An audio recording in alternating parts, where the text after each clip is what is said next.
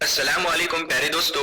अक्सर हम सोचते हैं कि ताकत के लिए काजू बादाम खाने चाहिए, चिकन मटन होना चाहिए, बड़ी बड़ी ग़िज़ाएं होनी चाहिए, तब जाकर ताकत आती है, तब जाकर जिस्म मजबूत बनता है। लेकिन आज हम आपको हजरत अली रज़ी अल्लाह ताला अन्हु की ताकत के बारे में एक ऐसा वाक़या बताने वाले हैं जिनके घर में अक्सर फाके होते थे, जो तीन तीन दिनों तक लगातार रोजे रखते थे और फिर पानी पीकर इफ्तार किया करते थे, मगर फिर भी इनकी ताकत के बारे में जानकर आप सब लोग हैरान हो जाओगे।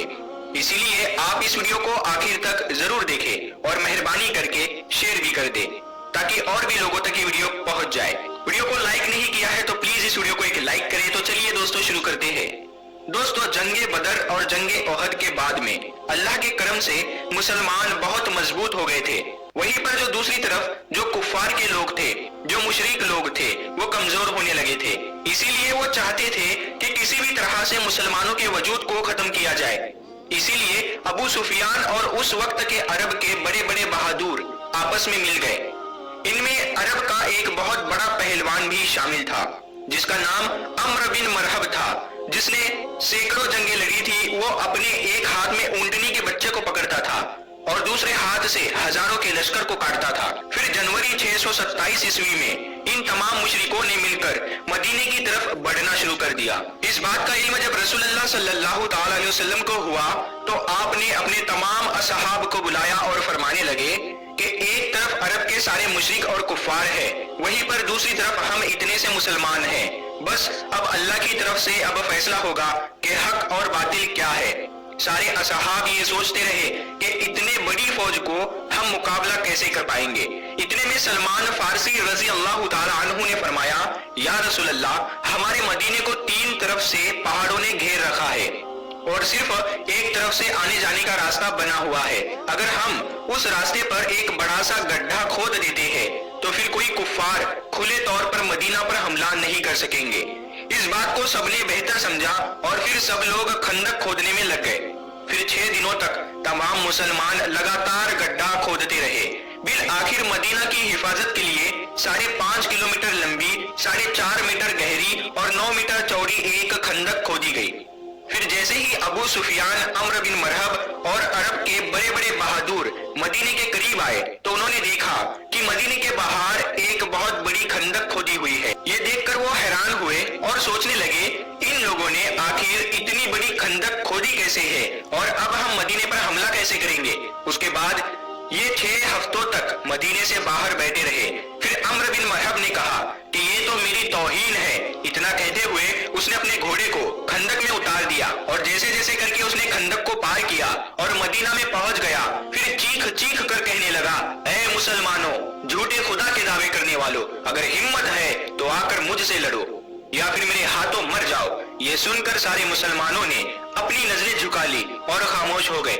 इतने में हजरत अली रज़ी अल्लाह ताला अन्हु खड़े हुए और कहने लगे, या रसूल अल्लाह सल्लल्लाहु ताला अलैहि वसल्लम, आप मुझे इजाजत दीजिए, मैं जाऊंगा। तो आप सल्लल्लाहु ताला अलैहि वसल्लम ने फरमाया, ऐ अली, बैठ जाओ। तुम्हें पता भी है सामने कौन है? सामने अम्र है। तुम इसे टक्कर नहीं दे सकोगे, तुम इसके टक्कर के नहीं हो, अभी तुम्हारी उम्र भी कम है। उस वक्त हजरत अली रजी अल्लाह ताला अन्हु की उम्र सिर्फ 23 साल की थी। फिर अम्र बिन मरहब चीख कर कहने लगा, ऐ मुसलमानों, किधर है तुम्हारी जन्नत जिसका तुम दावा करते हो? कहते हो कि शहीद होंगे तो जन्नत में जाएंगे। यहाँ पर कोई नहीं है जो तुम्हारी जन्नत का शौकीन हो। मुसलमानों में बड़े बड़े बहादुर और पहलवान भी बैठे हुए थे, जिनमें उम्र तलहा जैसे बहादुर भी थे, मगर सबके सब खामोश हो गए। इतने में हजरत अली फिर से उठे और कहने लगे, या रसूल अल्लाह सल्लल्लाहु ताला अलैहि वसल्लम, आप मुझे इजाजत दीजिए, इस जालिम का मैं मुंह बंद करूंगा। तो आप सल्लल्लाहु ताला अलैहि वसल्लम फिर से कहने लगे, ऐ अली, बैठ जाओ, तुम्हें दिखता नहीं सामने अम्र है? फिर रसूल खुदा सल्लल्लाहु ताला अलैहि वसल्लम ने फरमाया कि कौन है जो इस काफिर का मुंह बंद कराएगा? तो ये सुनकर सबने अपनी अपनी नजरें झुका ली और कहने लगे, या रसूलल्लाह सल्लल्लाहु ताला अलैहि वसल्लम, सामने अम्र बिन मरहब है जो एक हाथ में ऊंटनी के बच्चे को पकड़ता है और एक हाथ से हजारों के लश्करों को काटता है। इस जालिम से कौन लड़ेगा? इतने में हजरत अली रजी अल्लाह ताला अन्हु ने तीसरी मर्तबा अपना हाथ उठाया और कहने लगे, ऐ मेरे आका, मुझे आप इजाजत दे, मैं इस काफिर का मुंह बंद करूंगा। तो तीसरी मर्तबा रसूल खुदा सल्लल्लाहु ताला अलैहि वसल्लम ने हजरत अली को जाने की इजाजत दे दी। इजाजत मिलते ही حضرت علی رضی اللہ تعالی عنہ ایک ہاتھ میں ڈھال اور ایک ہاتھ میں تلوار لے کر عمرو بن مرحب کے سامنے پہنچ گئے۔ عمرو بن مرحب کا پورا جسم لوہے سے ڈھکا ہوا ہوتا تھا، یعنی کہ اس کے کپڑے پورے لوہے سے بنے ہوئے ہوتے تھے، یہاں تک کہ اس کی ٹوپی بھی لوہے کی ہوتی تھی۔ مرحب اپنے سامنے حضرت علی کو دیکھ کر کہنے لگا کہ تم کون ہو اور یہاں پر کیوں مرنے آئے ہو؟ تو یہ سن کر حضرت علی رضی اللہ تعالی عنہ نے کہا، میں حیدر کرار ہوں، میری ماں نے میرا نام حیدر رکھا ہے۔ دوستو، حیدر کہا جاتا ہے ایک ماہر شیر کو، اور کرار کہا جاتا ہے پلٹ پلٹ کر حملہ کرنے والے کو، اسی لیے آپ کا لقب حیدر کرار تھا، یعنی پلٹ پلٹ کر وار کرنے والا شیر۔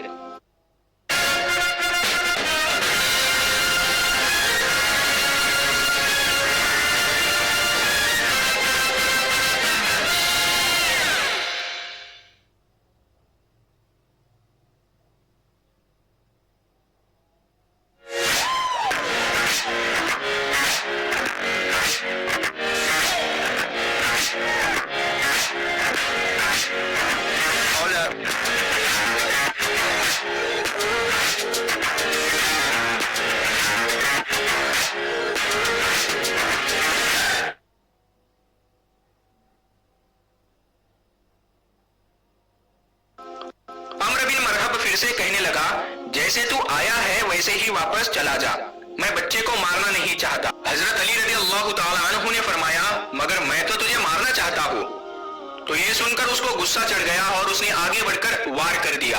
حضرت علی نے اس کے وار کو اپنی ڈھال پر روکا، پھر اس نے آپ پر 3 وار کیے، آپ نے اس کے تینوں ہی واروں کو روک لیا۔ پھر اس نے حضرت علی پر ایک زوردار وار کیا جس سے آپ کی ڈھال کے 2 ٹکڑے ہو گئے اور اس کی تلوار جا کر آپ کے کندھے پر لگی، یعنی کہ آپ کا کندھا زخمی ہو گیا۔ اب حضرت علی حیدر کرار بنے، یعنی کہ پلٹ پلٹ کر حملہ کرنے والے بنے۔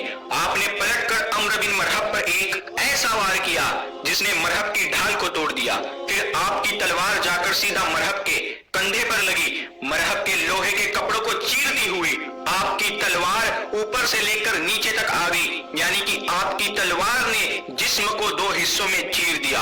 پھر اس کی لاش پر اپنا پاؤں رکھ کر کہنے لگے، تو مجھ سے کیا مقابلہ کرے گا؟ تو ہے پتھر کا پجاری اور میں ہوں رب محمد کا غلام۔ دوستو، اس کے بعد رسول خدا صلی اللہ تعالی علیہ وسلم اپنے کچھ صحابہ کرام کے ساتھ یہودیوں کے بڑے قلعے پر پہنچے۔ یہودی اس قلعے میں رہ کر مسلمانوں کے خلاف سازش رچا کرتے تھے۔ آپ کا قافلہ یہودیوں کے قلعے کے پاس 7 دنوں تک رکا رہا۔ صبح لڑائی ہوتی اور شام کو ختم ہو جاتی، لیکن کوئی نتیجہ نہیں نکل رہا تھا۔ یہ دیکھ کر اللہ کے رسول صلی اللہ تعالی علیہ وسلم نے اگلے دن اپنے سارے اصحاب کو جمع کیا اور ارشاد فرمایا کہ کل کی صبح میں یہ اسلامی پرچم اس کے ہاتھ میں دوں گا جسے اللہ اور اللہ کے رسول خوب محبت کرتے ہیں، اور وہ بھی اللہ اور اس کے رسول سے خوب محبت کرتا ہے۔ یہ سن کر سارے صحابہ کرام رضی اللہ تعالی عنہ رات بھر سو نہ سکے۔ وہ اسی سوچ میں تھے کہ صبح یہ اسلامی پرچم کس کے ہاتھوں میں ہوگا۔ اس کے بعد صبح ہوئی، سب کے سب جمع ہوئے۔ رسول خدا صلی اللہ تعالی علیہ وسلم نے مجمع پر ایک نظر ڈالی، آپ کو اس میں حضرت علی رضی اللہ تعالی عنہ نظر نہیں آئے۔ تو یہ دیکھ کر آپ نے پوچھا کہ علی کہاں ہے؟ ان میں سے کسی نے کہا، یا رسول اللہ، علی کی آنکھوں میں جلن ہو رہی ہے، وہ بیمار ہے۔ یہ سن کر رسول خدا صلی اللہ تعالی علیہ وسلم نے فرمایا کہ علی کو بلاؤ۔ پھر حضرت علی رضی اللہ تعالی عنہ اسی حالت میں رسول خدا کے پاس آئے۔ اس وقت آپ کو تیز بخار تھا۔ یہ دیکھ کر اللہ کے نبی نے اپنا لعاب مبارک حضرت علی کی آنکھوں پر لگایا اور پھر اسلامی جھنڈا حضرت علی کے ہاتھوں میں تھما دیا اور فرمانے لگے، اے علی جاؤ، اللہ اور اس کے رسول تمہارے ہاتھ فتح رکھے۔ دوستو، اس کے بعد حضرت علی اسی حالت میں اسلامی جھنڈا لے کر یہودیوں کے قلعے کی طرف چل دیتے ہیں۔ صحابہ کرام رضی اللہ تعالی عنہ جب حضرت علی کو دیکھتے ہیں تو ان میں بھی جوش بھر آتا ہے۔ حضرت علی جیسے ہی یہودیوں کے قلعے کے پاس پہنچے تو آپ نے دیکھا کہ اس قلعے کا جو مین دروازہ ہے وہ بہت بڑا ہے، وہ بند ہے، جس کو 70 لوگ مل کر